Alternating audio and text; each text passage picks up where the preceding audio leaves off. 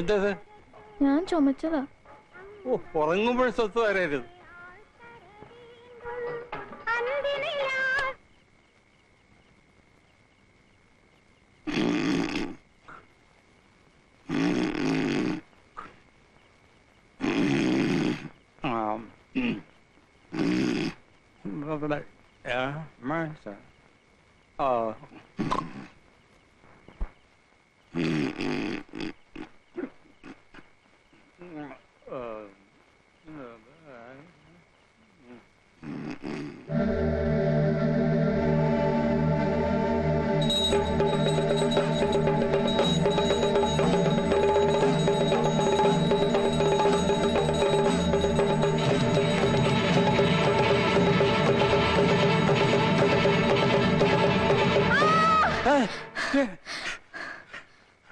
എന്തത്? ഒന്നുമില്ല. നിന്റെ കൈ എവിടെ? രണ്ട് കൈ ഉണ്ടല്ലോ.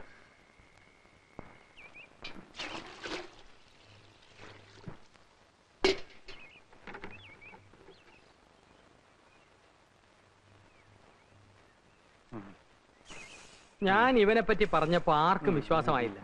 ദേ ഒറ്റ രാത്രി കൊണ്ട് അയ്യർ ഈ പരുവത്തിലായില്ലേ? പിഷാരിയല്ലേ പറഞ്ഞത് ശുദ്ധ ബ്രാഹ്മണൻ ഇതൊന്നും ഏൽക്കില്ലെന്ന്? ശുദ്ധ ബ്രാഹ്മണൻ അതൊന്നും യേശുവില്ല. അയ്യർ അതല്ല എന്നുള്ള ഇപ്പൊ മനസ്സിലായല്ലോ. ഈ നിമിഷം അവനെ ഇവിടുന്ന് പറഞ്ഞു വിടുന്നതാണ് ബുദ്ധി. അവനെ പറഞ്ഞു വിടാൻ ഇയാൾക്ക് ഇത്ര ധൃതി എന്തുവാ? ആരും ധൃതി വെച്ചിട്ട് കാര്യമില്ല. ഒരു മാസം അവൻ ഇവിടെ നിൽക്കും. അപ്പൊ കിടപ്പ് വീണ്ടും പ്രശ്നമാകും. പ്രശ്നമാകില്ല, നറുക്കിട്ടെടുക്കാം. നമ്മുടെ 3 പേരുടെ പേരും ഇതിനകത്തുണ്ട്. അയ്യരെടുക്കട്ടെ. ആരുടെ പേര് വരുന്നോ ഒരു മാസം അവൻ അയാളുടെ മുറിയിൽ കഴിയും. നറുക്കെടുപ്പൊന്നും പറ്റത്തില്ല. അതെന്താ? ഇവൻ ഇതിനകത്ത് നമ്മുടെ രണ്ടുപേരുടെയും പേര് മാത്രം എഴുതിയിട്ട് കാണൂ. അത് ശരിയാ. ഒന്ന് വിശ്വസിക്കണേ. എന്റെ പേര് വേണ്ടട്ടോ. അയ്യരുടെ പേരൊന്നും എഴുതിയിട്ടില്ല അവിടെ ചുമ്മാ. ഉണ്ട്. വിശ്വാസമായല്ലോ, കുലുക്കാവല്ലോ.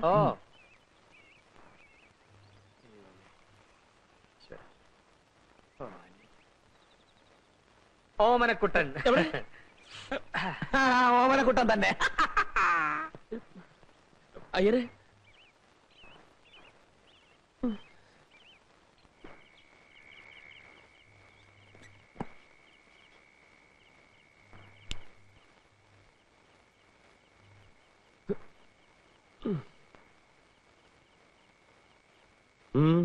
ഉറങ്ങണം. ഉറങ്ങിക്കോ. അതിനു മുമ്പ് വാതിലങ്ങ് ചാരിയത്. കിടക്കണം. കിടന്നോ? ഏതായാലും ഇവിടെ കിടക്കാൻ ഉദ്ദേശമൊന്നുമില്ലല്ലോ. ഒരു കാര്യം ചെയ്യും, ആ മൂലയിലിട്ട് കിടന്നു. പിന്നൊരു കാര്യം, രാവിലെ ഞാൻ കണ്ണു തുറക്കുമ്പോ എനിക്കെതിരെ ഒന്നും കയറി വന്നേക്കരുത്.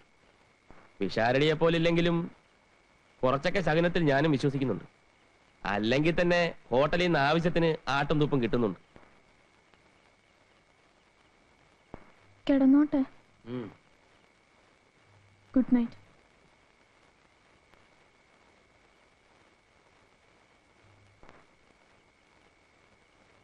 പാട്ട് ഇഷ്ടമാണോ? ഇഷ്ടമല്ലെങ്കിലും ഞാൻ ഉറക്കം വെക്കും, സഹിച്ചോണം. Good night.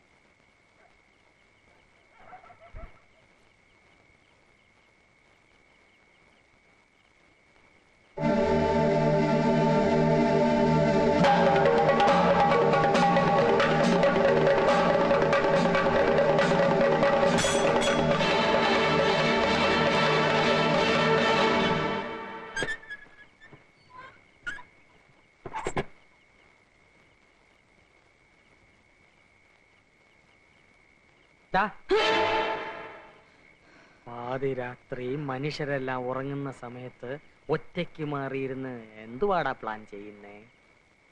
ഒന്നും ഇവിടെ നടക്കുകയല്ല. ഉറക്കമില്ലാത്ത മനുഷ്യനാടാ ഞാൻ. കേറാത്ത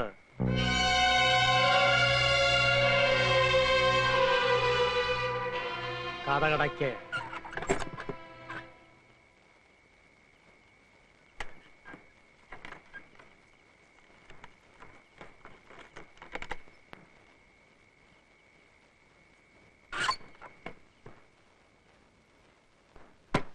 വിശാലടി കഥ തുറക്കാൻ.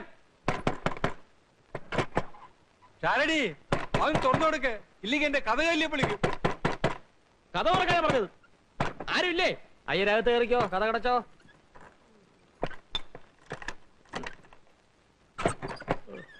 എന്ത് പണിയായി കാണിച്ചത്? ആരാ ഇത് പൂട്ടിയത്? ഞാനാ. ഓ, ഞാൻ എന്താ വല്ല മോട്ടിച്ചോണ്ട് പോകുന്ന വിചാരിച്ചോ? നീയല്ല, ഇവനാ ചിത്തിര. ആനച്ചെവി. അവന്റെ വെച്ചുള്ള നോട്ടം കണ്ടോ? ആർക്ക് ഇഷ്ടപ്പെട്ടില്ലെങ്കിലും ഞാൻ വാതില് പൂട്ടും. രാവിലെ തുറന്നോളാം. വലിയ ഉപകാരം. അങ്ങനെയെങ്കിലും എന്തെങ്കിലും പണി ചെയ്യുന്നുണ്ടല്ലോ. അല്ല PWD ഒന്ന് പിരിച്ചു വിട്ടത്. ഒന്നുമില്ല.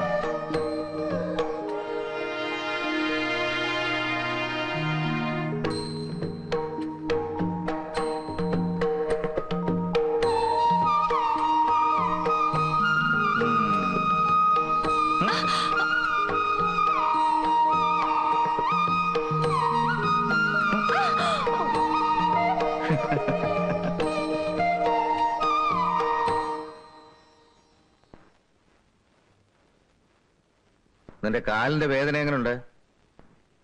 വേദന ഉണ്ടാക്കി വേദന ഉണ്ടോന്ന് ചോദിക്കുന്നത് നിങ്ങൾക്കൊരാനന്ദം പോലെയുണ്ട്.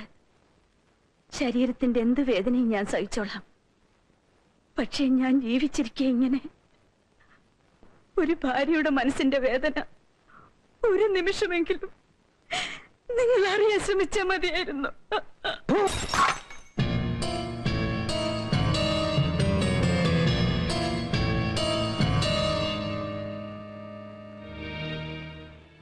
പറഞ്ഞ സ്ഥലങ്ങളിലൊക്കെ ഞാൻ തന്നെ പോയി അന്വേഷിച്ചിരുന്നു. ഒരു പ്രയോജനം ഉണ്ടായില്ല. ഇൻസ്പെക്ടർ 2 തവണ ഇവിടെ വന്നിരുന്നു. അയാളെ കാര്യമായിട്ടൊന്ന് കാണണം. ഇതെവിടെ പോയി ഒളിച്ചിരിക്കുന്നു ഒരു പിടിയും കിട്ടുന്നില്ലല്ലോ.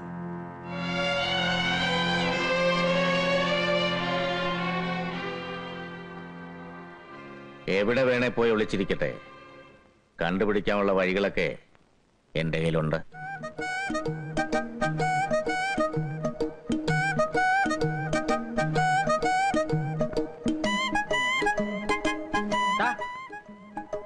ഇങ്ങോട്ടാ.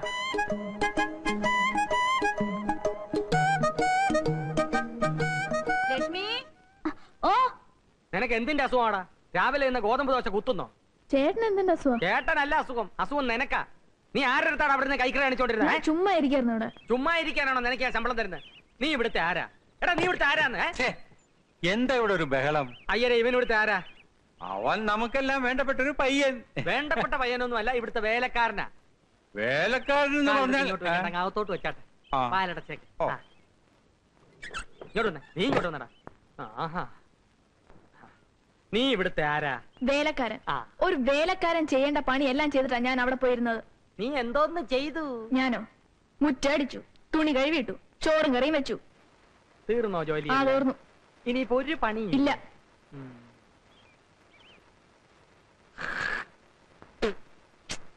തുടങ്ങി. ചേട്ടൻ എന്ത് പണിയായി കാണിച്ചത്? തുപ്പി. മുറ്റത്ത് തുപ്പാമല്ലായിരുന്നോ? എനിക്കിപ്പോ ഇവിടെ തുപ്പാനാണ് തോന്നിയത്. എവിടെയാണെങ്കിലും തുപ്പുക എന്നുള്ളത് എന്റെ ജോലി, അത് തുടയ്ക്കുക എന്നുള്ളത് നിന്റെ ജോലി. കാരണം നീ ഇവിടുത്തെ വേലക്കാരനാണ്. തുടക്കടാ, തുടക്കടാ.